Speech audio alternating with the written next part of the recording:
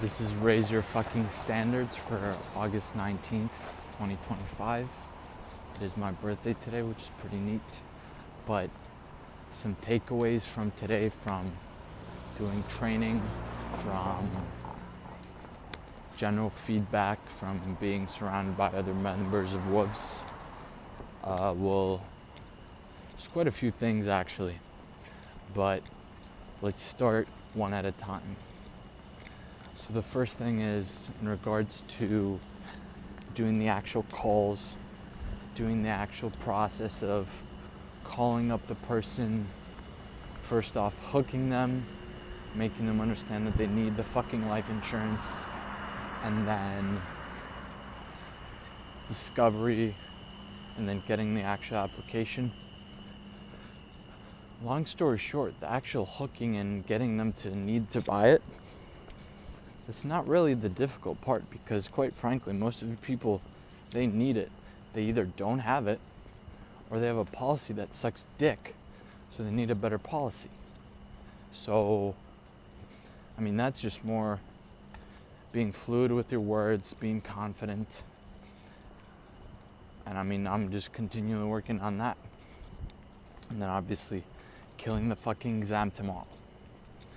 Aside from that, the other thing is the application, like filling out the application and being able, like, for example, there was a call today that ended up being closed.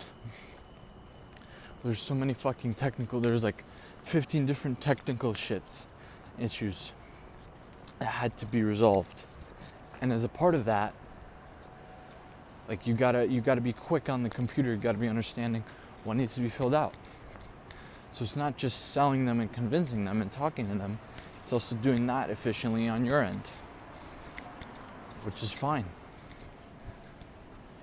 I'm adaptable to anything, I'll make it happen. You should be the same if you want to be rich. You should be very adaptable. So that's in regards to that actual overall process. Now, in regards to other components, such as, for example, I guess, what else would be there? Certain other components involved dealing with objections in a really, really good way that some of our top guys are doing it, and the way I'm going to be doing it too, because that is my intention, that's where I'm going to be, is to basically, whenever you face an objection, just kind of laugh it off. For example, they say, like, yeah, I'm not really interested. You just kind of literally laugh it off and keep moving it forward. And that will allow you to get to the level of just, they give you an objection. It's not really an objection, you just keep moving it forward as though it never happened. And when you keep that cool and calm, that's how you win. That's how you make the sale. Now, aside from this, the other things to mention would be is, again, I'm immensely grateful for the office hours, because our main guy's there, the CEO of the company's there every now and then. Top producers, guess what? The guys who so far sold the most, also have prior sales experience, and the guys who are the most ambitious, guess what? They were there from 9 to 9. I was there too. Just because I did that today doesn't mean I can go take a chill. Gotta keep at it. So the long story short, even if someone else is complimenting you, and if it's the leader of your group, be grateful, take it in, but realize that in the long term, if you want to be a winner, having one good day doesn't mean fucking dick. If you want to be a winner, you gotta go through the good days, bad days, doesn't really fucking matter, you just keep going. Just keep following through. And really, really good, not even quote, just mindset that I've heard from multiple extremely successful people is got to be kind of neutral towards money. Like, whether you're losing a lot or making a lot, whether you had a day of really successful closes, whether you had a day where you had only one close, two closes, quite frankly, it doesn't matter. What matters is consistency. Because if you want to be a winner in the long term, and if you want to live a life that 99% of people simply cannot afford, it all comes down to consistency. So, I guess my biggest takeaway overall for today, and something that I've been constantly keeping in the back of my mind, is to be just consistent over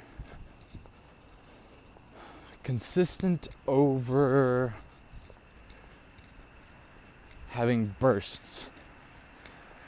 I'd rather be a marathoner than a sprinter. And you should be the same if you want to win the game for the long term. And that goes with everything, all aspects of life. So that's definitely my biggest takeaway. Aside from that, just some general observations as I'm walking to my vehicle, just kind of observing and thinking of the fact that I really frankly made the decision of not finishing my last semester of school, just going all in balls to the wall with wolves. I have zero fucking regrets. I haven't even hit the phones yet. I have zero fucking regrets. And I'm going to be hitting the phones starting next Monday. Because I'm going to kill my exam, get the licensing through, and fucking get after it. And make a profit, a pretty nice little profit yet this month before it even hits September. Because that is simply the first little step towards fulfilling my identity of becoming a global producer. Which is why, and this is coming not just from me, but from people like Jeremy Haynes, people like John Rockefeller, probably a bunch of other highly successful people. If you want to hit fucking immense numbers in wealth, productivity, whatever the fuck it is you're pursuing, you've got to have very big goals. Because those goals that you think are big now, they're dick shit. If you want to be fucking rich and make millions, if not tens, if not hundreds of millions of dollars a month, then your overall vision has to be so fucking big that goal that you think is big now is merely just a tiny little step along the way. Which is why goals that I've set for myself now for the next few months, they're fucking chump change compared to the long-term immense vision. Which is why gotta get after it, gotta take risks, and give two fucks if people think you're crazy or you're not doing what they want you to because they want to stay in comfort while you want to escape it and live a life that's worth living. Which is why don't listen to them. Listen to your inner voice, so to speak, and surround yourself with people who are equally and preferably even more ambitious than you, because they're going to push you to get to the next level. For example, guy right now in our group, he's been in sales before. He's worked with Jay Waller. He's in Miami right now. Motherfucker's at it 12 hours a day. Why the fuck shouldn't I be? I mean, literally, and I'm not the first one to say this, it comes down to your consistency. It comes down to your genuine desire to make it happen. Because if you don't want to make it happen, no one gives two flying fucks. You want to make it happen, you go get off your ass and make it happen. No one's going to do it for you. Which is why you just gotta get after it. You've got to take the jump. Got to take the risk. What I said, if it was yesterday or whenever the fuck, how I've constantly fantasized about finally escaping that comfortable mediocrity and taking that leap.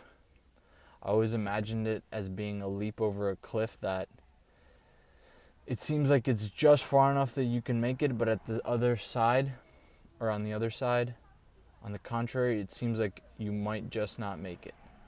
And quite frankly, it should feel that way, because that uncertainty is what gives sufficient incentive for you to truly immerse yourself in the endeavor. And when you truly immerse yourself in the endeavor and go all in, you subconsciously trigger a version of yourself that is willing to do whatever the fuck it takes to make the vision come to life. Which is why I'm going to leave you with that. If you want something, you simply have to come to the realization that you have to go all in. There's no holding back. There's no half-assing it. Just go all in. Just go all fucking in. Don't live in regret. Don't overthink it. Don't overanalyze it, which is why the college system is fucking breeding morons, because it teaches you overanalyzing when in reality you should be taking action. I'm not the first person to say it, and sure as fuck won't be the last one. You want to be a winner? Make fucking risks. Take risks. Alright, with that, God bless. Good night. Keep at it.